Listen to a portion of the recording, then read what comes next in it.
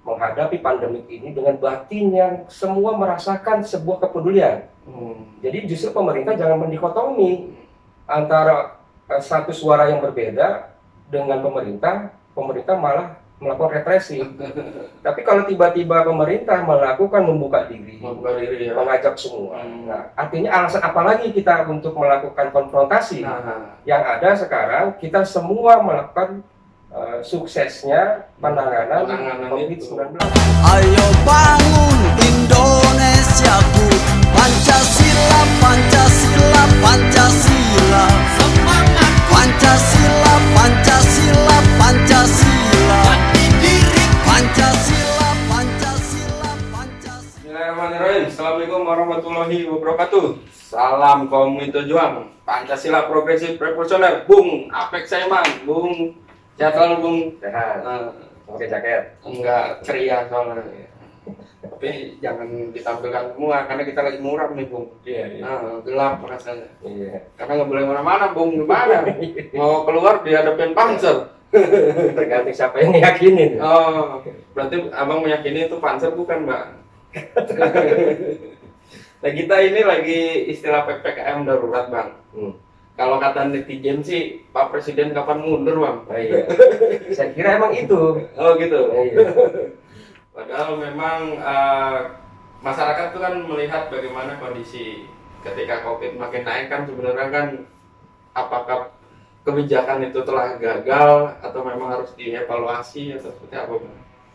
Harusnya kebijakan itu berbarengan dengan kompensasi. Karena kalau menganut pada undang-undang karantina sebenarnya hak kebutuhan orang yang di karantina itu kan adanya kebutuhan pokok sebagai hewan juga. Sekarang bagaimana sih, Bang? Ya, memang PPKM itu harus dievaluasi. Karena kan semakin riuh, baik naik yang terkena COVID, kemudian secara sosial malah semakin nggak karuan. Jadi ada baiknya pemerintah melakukan evaluasi. Evaluasi ya. Nggak usah memaksakan. Jadi masyarakat yang nilai nih, Bang, karena evaluasi. Ya memang masyarakat harus menilai. Kalau kata Luhut nggak boleh menilai, Bang. Nah itu kan arogansi Nggak kekuasaan. boleh ngobrolin, gimana tuh, Bang? Ya itu yang harus diluruskan. Negara ini kedaulatan rakyat, bukan Pak Luhut yang atur. Jadi harus kita lawan segala arogansi kekuasaan. Jadi jangan diam. Nah, diamnya masyarakat akan melahirkan otoriternya satu pemerintahan. Dan pendekatan kekuasaan akan menjadi tradisi. Jadi kalau semua masyarakat bersuara, sampaikan. Gitu loh. Oleh karenanya, tindakan-tindakan pendekatan kekuasaan itu nggak berlaku. Berarti dia sudah melebihi 12 mil. Karena kalau orang maritim kan 12 mil, Bang. Ini udah daratan juga urusannya, Bang. Dia lebih banyak sebagai jubir pemerintah pusat COVID. Ya ada mah kan dikenal segala urusan. Tapi nggak apa-apa lah. Gitu. Hiburan lah dalam situasi begini. Jumlah pasiennya 38.391. Data hari ini yang terbaru. Dan yang meninggal ini 1.040. Makanya BEM menyuarakan bahwa pemerintah kapan mundur itu kan selentingan, Bang, karena sudah dinilai gagal dalam penanganan pandemi. Dan juga ada sentingan-sentingan BEM UNES dan lain-lain, BEM seluruh Indonesia juga seperti itu. Ya. Tapi dibungkam sama rektorat, gimana nih, Bang? Ya tadi tetap kita bertahan melakukan sebuah suara-suara kebenaran.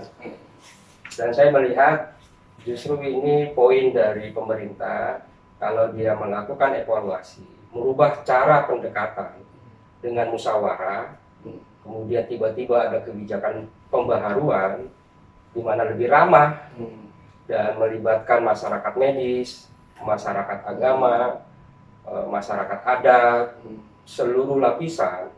Coba bisa dibayangkan menghadapi pandemik ini dengan batin yang semua merasakan sebuah kepedulian. Jadi justru pemerintah jangan mendikotomi antara satu suara yang berbeda dengan pemerintah malah melakukan represi.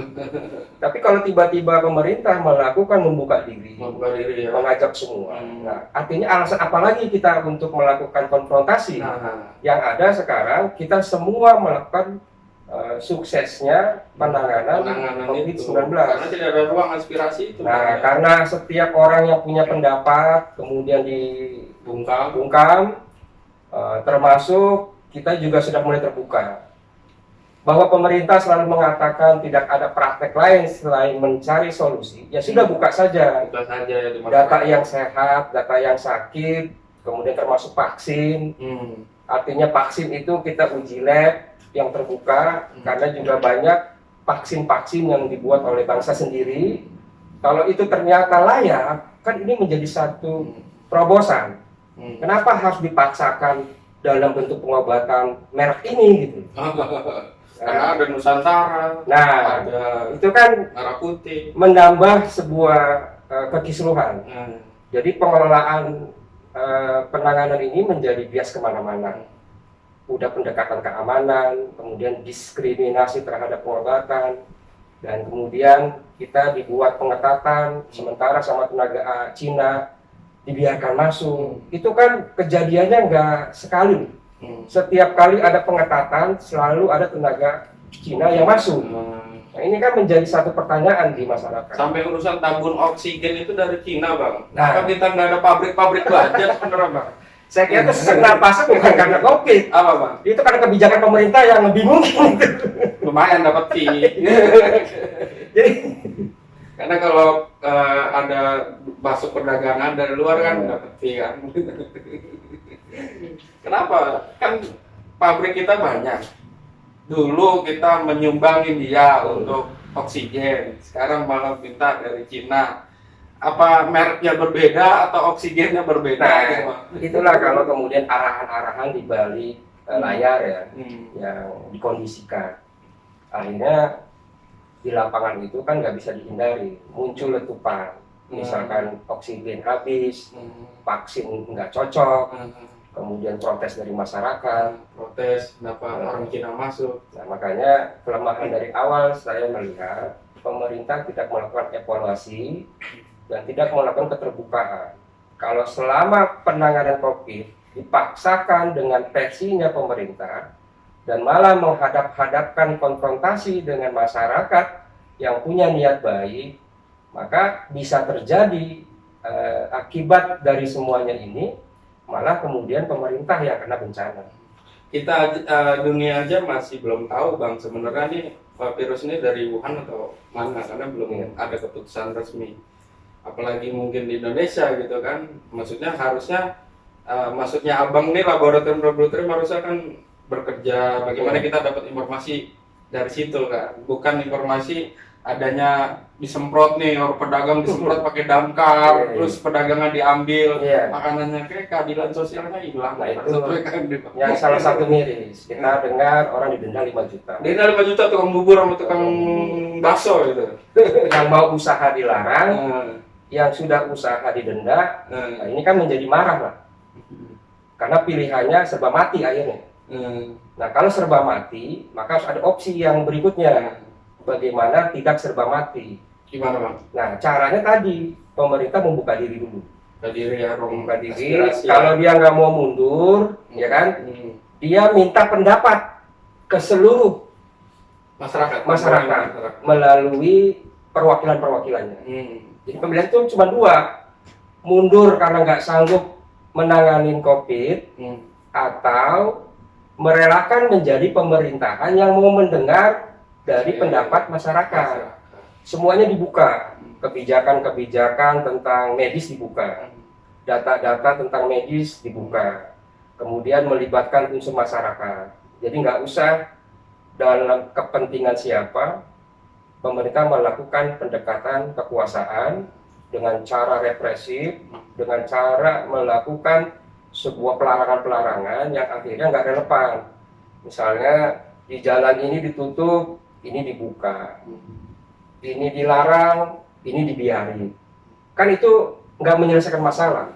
Kalau mau sekalian melakukan pemberhentian kegiatan keluar masyarakat, semuanya dirumahkan, dikasih waktu sampai 14 hari, kemudian pemerintah sudah menghitung untuk kebutuhan 14 hari Nah, dengan tenaga-tenaga yang steril, sehingga dilayanilah seluruh warga masyarakat untuk kebutuhannya. nah itu amanat undang-undang tadi ya Pak. Nah, kalau mau sekalian seperti itu, nggak ada diskriminasi. Iya. Yang boleh keluar itu adalah sebuah seleksi petugas yang steril.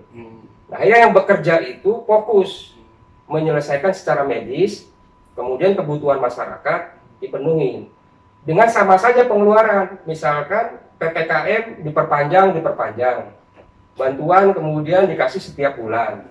Bukankah lebih baik dibuat efektif selama 14 hari, kemudian akumulasi bantuan yang 2-3 bulan itu ditumpahkan ke situ, kemudian vaksin itu akhirnya natur untuk menginformasikan siapa yang belum vaksin. Jadi vaksinnya itu nanti karena udah kondisi di rumah udah dibuat semua. Nah, begitu 14 hari, jangan lagi buat aneh-aneh.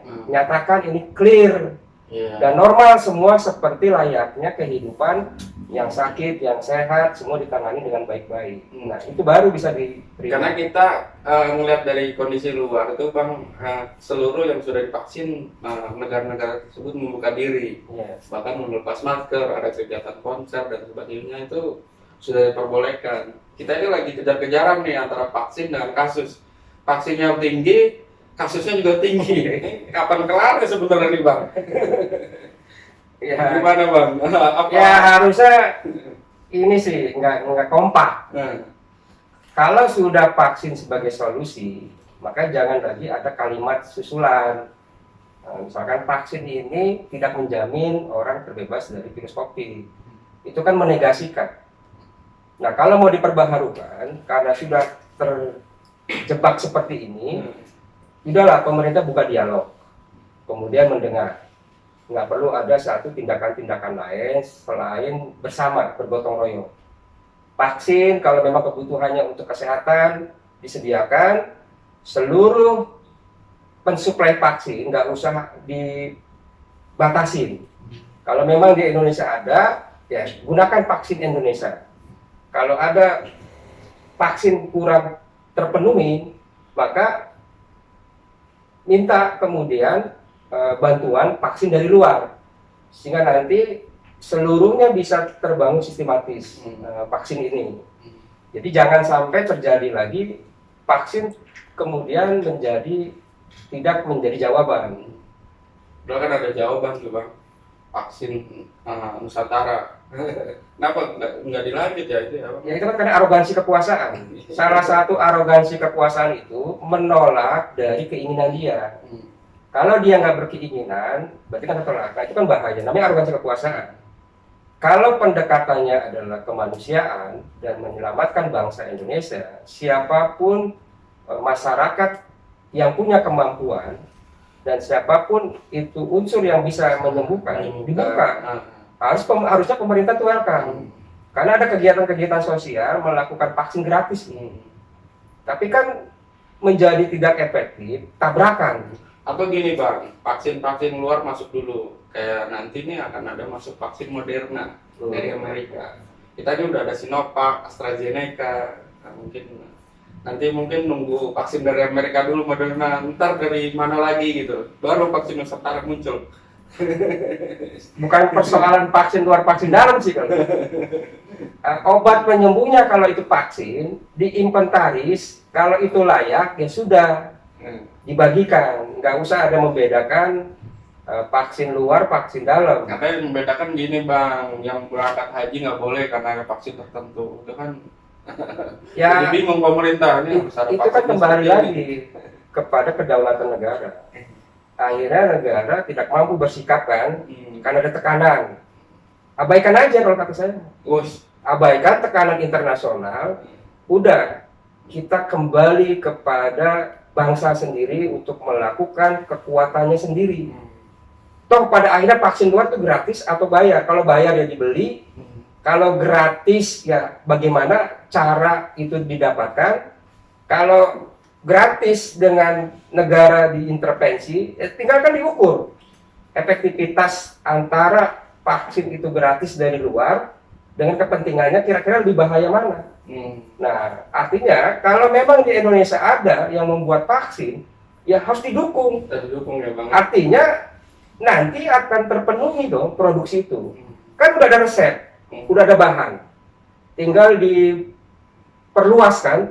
Nah, artinya jauh lebih baik melakukan kegiatan internal dalam rangka menyembuhkan sehatnya masyarakat. Jangan nambah utang gara-gara vaksin Bang. Sekarang ini udah 6.400 triliun loh Bang, utangnya Indonesia ini. Apa nambah utang terus gitu?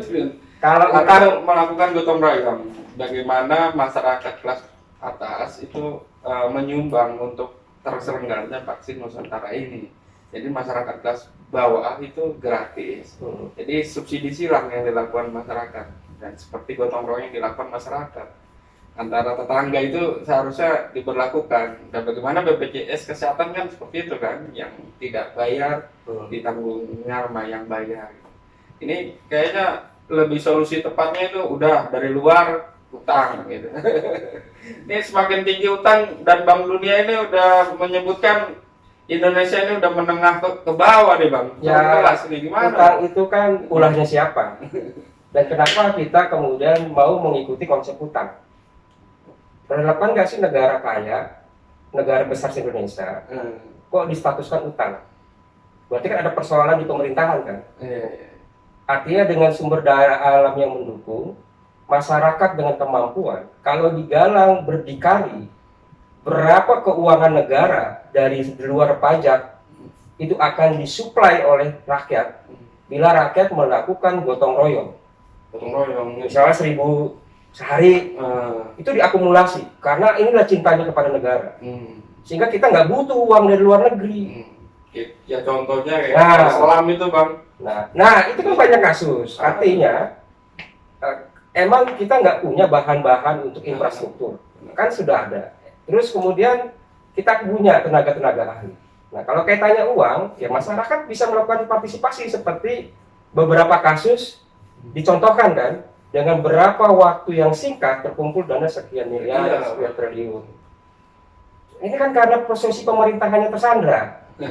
Tersandra konsumtif apa gimana? Tersandra oleh satu kepentingan asing, dan kemudian dia berpikir orientasinya kepada status quo kekuasaan. Sampai tenaga kerja itu dari asing Bang, bisa masuk, kita aja ditahan banser Bang.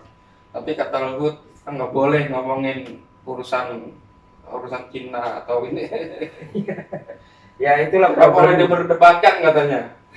Itu bagian dari arogansi kekuasaan. Jadi ya hikmahnya seperti itulah. Hikmah dari COVID ini harus melahirkan berdikari. Iya. Hikmah dari COVID ini harus melahirkan gotong royong. Hikmah dari COVID ini nggak ada yang semuanya hebat. Semuanya harus musyawarah.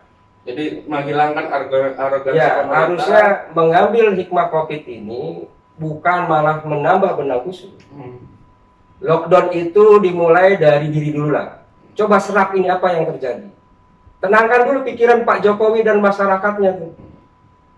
Kemudian menyampaikan suatu kejernihan bahwa nggak ada hikmah dalam sebuah peristiwa itu. Pasti ada. Nah, harusnya ada nilai berharga dari COVID ini. Pertama, membangun ketertiban, menjaga kesehatan.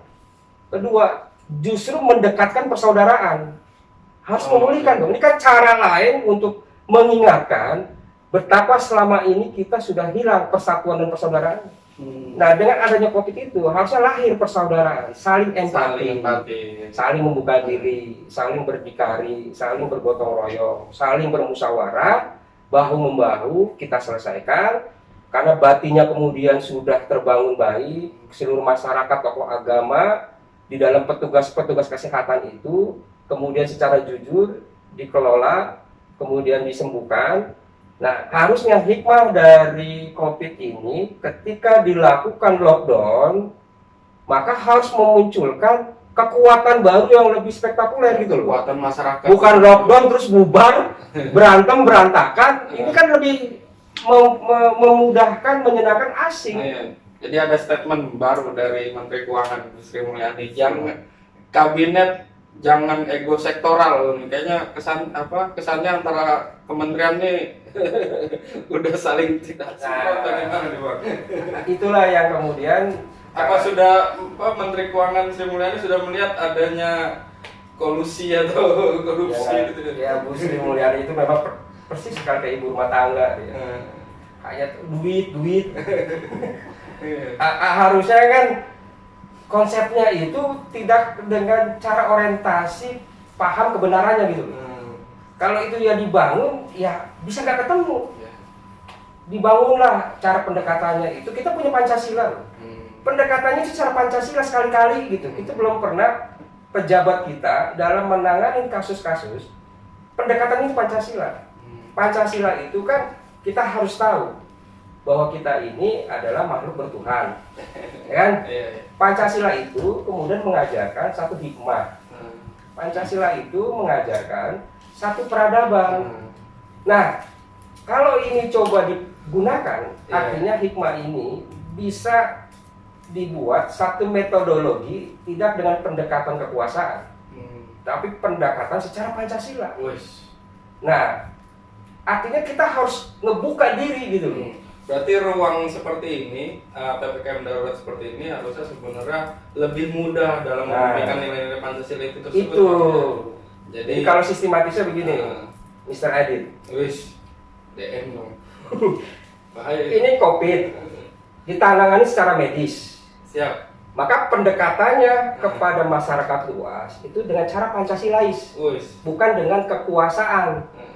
Pancasilais yang revolusioner ya Bang ya? Iya, Pancasila revolusioner. Kalau nggak ntar mogok lagi deh. Karena revolusioner itu kan semangat membara yang tinggi, yang luar biasa, sehingga mampu menghalau segala tantangan dan kendala. Nah kalau kita lockdown, kemudian batinnya juga lockdown kan bahaya. Sudah lockdown karena sakit lahiriah itu virus COVID, ditambah lockdown secara batin. Ya, kasih statement terakhir Bang terkait, karena Abang menjelaskan ujungnya adalah sebenarnya Pancasila. Bagaimana nilai Pancasila itu ditanamkan bukan hanya masyarakat, tapi pejabatnya itu sendiri. Nah, memungkinkan nilai Pancasila itu tertularkan dari pejabatnya sehingga masyarakat itu sendiri. Ada kutipan nggak Bang terkait Pancasila progresif profesional terkait tema pada hari ini? Ada dua hal. Kebaikan dilakukan dengan tidak cara baik, maka dia menjadi gugur. Gugur ya? Keguguran atau gugur? Jadi pendekatan medis dilakukan dengan tidak cara baik juga akan menjadi gugur. Nah harapannya pemerintah dalam menyelesaikan COVID sudah bagus membangun basis kesehatan, tinggal caranya yang harus diperhatikan untuk tidak melakukan arogansi, tapi dengan caranya ini melakukan hikmah bersama menjadi tanggung jawab bersama. Cara itu dinilai dulu sama masyarakat baru dibuat kebijakan, bukan begitu Bang? Nggak perlu, dengan jujur juga udah pasti baik. Oh iya, siap. Catatan Bung Apek hari ini sudah sangat menarik. Silakan teman-teman subscribe, share, dan komen. Salam Pancasila progresif profesional, Bung Apek Saiwan.